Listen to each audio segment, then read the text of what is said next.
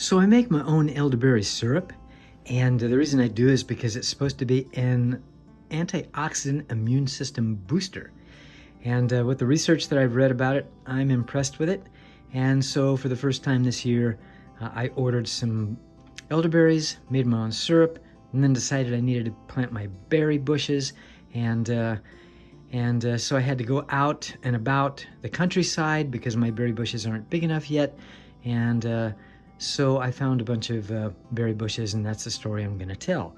And the reason I'm doing that is because I want to be able to make my own, use my own berries and make my own elderberry syrup. Okay, so I'm pulled off the side of the road. I've run across some elderberries that are starting to ripen. These are not quite there. These are probably getting there. So we'll pick the clusters that are really turning blue. And I see that we have some over here that we can also take as well. Okay, so these are looking pretty good right here. And I just clip them off with my scissors. And I've got some more right here that I can also clip. So I discovered these elderberry bushes. This hill is loaded with them. And I came out in the spring when these elderberries were white, easy to identify. Clusters of white blossoms, and they're still green. It'll take another while for them to harvest out, you know, to be totally blue or purple or whatever and be ready to harvest. And so this is what they look like. This whole hill is covered with these. Problem is there's a lot of poison ivy down there. This is a deep ditch. It's going to be very difficult to get in there and harvest these. May not even be able to do it.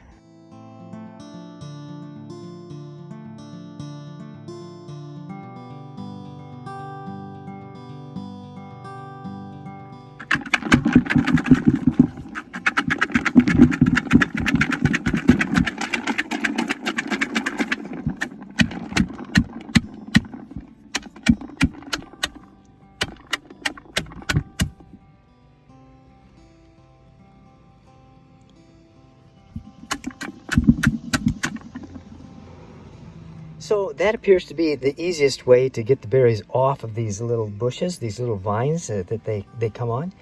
And I'll just keep doing this until I use up all of these berries that I got this morning out traipsing around the country.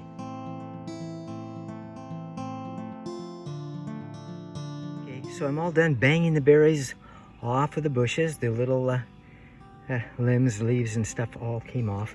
And they're in my bucket now. And now I just need to rinse them, and I want to dry them so I can preserve them for later on in the year. So I'm gonna rinse these berries with my filtered Berkey water.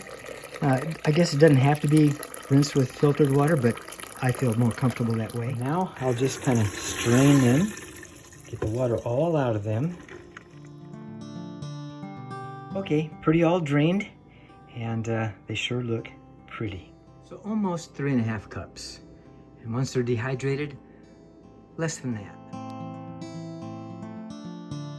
This is all new to me. I think right now what I'm trying to do is get the moisture out of them because I rinsed them off, and then probably dehydrate them in our dehydrator.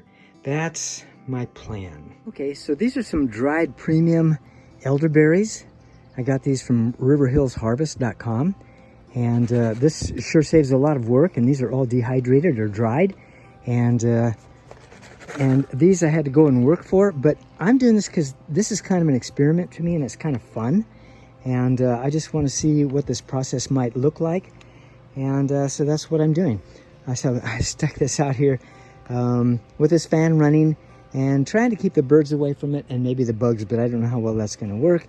But my main thing is to get these dried enough so that when I put them in the dehydrator, they don't take quite as long to dry. And in the dehydrator, they're going to be safer from bugs and birds and all that kind of stuff. Just an experiment. My son Joshua gave me this cutting, and I planted it this spring.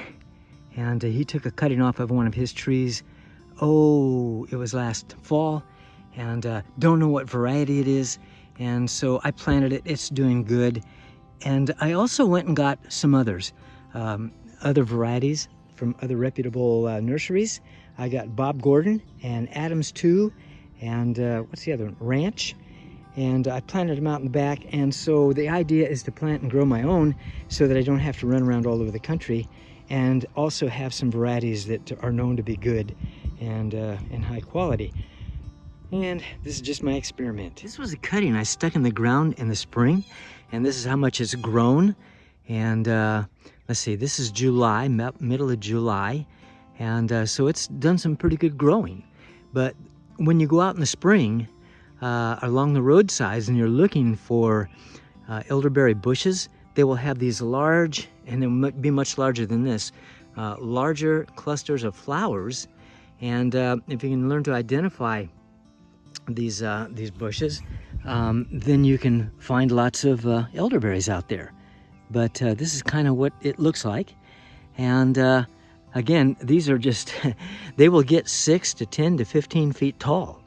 And that's what they were when I went out this morning to get what I got. And these here are the cuttings also that my son Josh gave to me in the spring, and I planted these, and they're doing okay. And I have some more over here. So I'm just hoping that I have enough elderberries next year that I don't go traipsing around all over the country trying to find some, which is also fun, by the way. Well, my main desire from these elderberries are to make elderberry syrup because of how it acts on the body. It's just a great thing to have around for colds and flu and things like that, and to make your body more healthy. So these are some of the elderberry bottles that I've made, and I made these from the store-bought dried elderberries.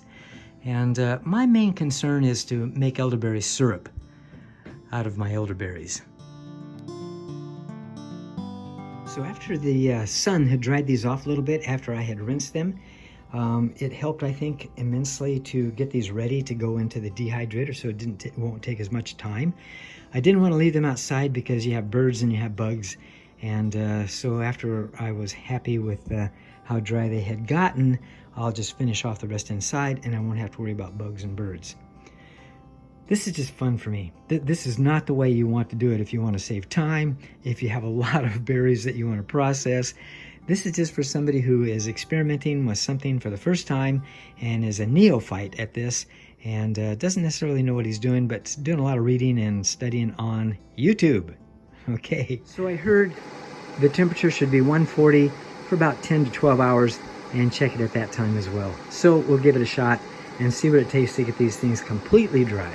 So when I went out alongside the roadside and was climbing through that poison ivy and those briars and all those weeds and chiggers and all that kind of stuff, I wrapped myself on the bottom with the rubber band. Now I need to go take a shower and see if I can't get some of those guys and some of that stuff washed off.